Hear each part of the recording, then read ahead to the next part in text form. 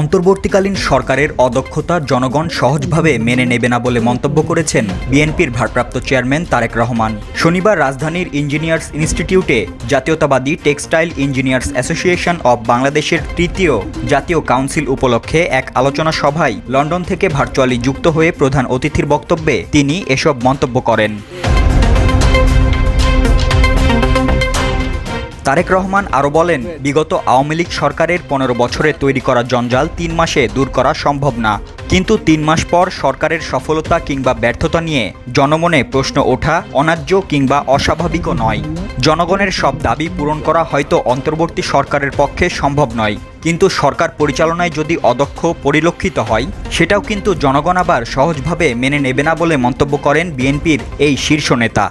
তো এইরকম একটা পরিস্থিতিতে অন্তর্বর্তীকালীন সরকারের কিছু কিছু সিদ্ধান্ত মনে হয় তারা জনগণের যে আকাঙ্ক্ষা সেটার প্রতি ভ্রুক্ষেপ করতে বোধহয় চাইছে না, বরং তারা যেটা ভালো মনে করছে সেটাই তারা হয়তো চাপিয়ে দিতে চাইছে।